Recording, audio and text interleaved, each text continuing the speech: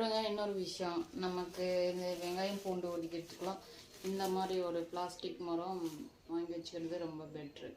இதில் தான் ரெகுலராக நாங்கள் வெங்காயம் பூண்டு ஒடிச்சு வைப்போம். அதுக்காண்டி எடுத்து இதில் வச்சிடுறது.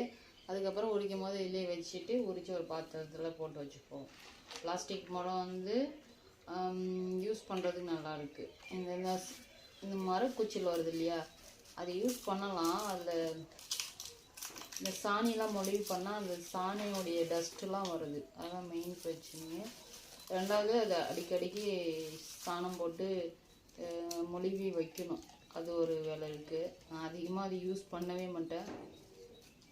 அது சாணமாக இருக்கும். அரிசி இந்த மாதிரி புடைக்கிறதுக்கு கூட சாணம் வர்றதுனால நான் வந்து யூஸ் பண்ணவே மாட்டேன். சிரிக்கிறா எங்களுடைய பாப்பா என்னை பார்த்துட்டு சிரிக்கிறா, நான் பேசுறத பார்த்துட்டு. சரி, சிரிச்சிட்டு போட்டோம்.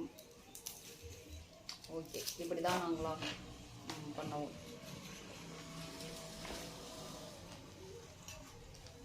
எங்கள் மாட்டு வட்டி வேற பார்த்துட்டே இருக்கான்.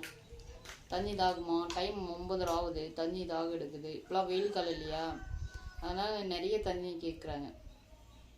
ஒரு பேசன் குடிக்குவாங்க தண்ணி. இப்போ வெயில் காலன்றதால 1.5 பேசன் அளவுக்கு குடிக்கிறாங்க. இப்போ போயிட்டு மாட்டுக்கு தண்ணி காட்டணும். இப்படி தான் ஒரு ஹவுஸ் ஒய்ஃபுடைய வேலை. அந்த மாதிரி தான் இருக்குது. இப்போதான் ரெகுலராக செய்யணும். அது ரெகுலராக செஞ்சு பார்க்குறவங்க தான் தெரியும் அந்த கஷ்டம். வீட்டிலே இருக்கிறாங்க அப்படின்றீங்களா சொல்கிறவங்கலாம் இருக்கிறீங்க. அந்த கஷ்டம் எவ்வளோ பெரிய கஷ்டம்னு அவங்களுக்கு புரியல. அமைதியாக நீட்டாக தூங்கி எழுந்திரிச்சிட்டு சமைக்கிறது ஒருத்தராக இருக்கும். இவங்க மட்டும் குளிச்சுட்டு சமைக்கிறதே சப்போஸ் இவங்களாம் இருந்தாலே பாத்திரம் வளர்க்குறதுக்கு ஒரு ஆள் இருப்பாங்க. வீட்டில் இருக்கிற வேலையெல்லாம் மற்ற வேலையெல்லாம் செய்கிறதுக்கு ஒரு ஆள் இருப்பாங்க. எல்லாம் எக்ஸ்ட்ரா ஃபிட்டிங் மிஷின்ஸ் இருக்குது. நாங்களே துணி துவைக்கிறதுலேருந்து பாத்திரம் வளர்க்குறதுலேருந்து எல்லாமே நாங்களே செஞ்சு நாங்களே பண்ணணும். அது ரொம்ப கஷ்டம்.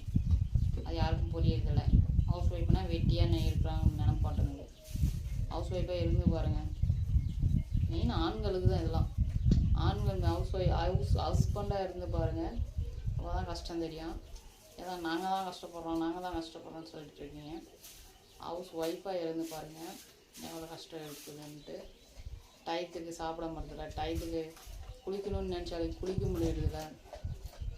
ஃபுல்லாக கொட்டி ஆடு மாடு நாய் பேயெல்லாம் பார்த்துட்டு கிடக்கணும்.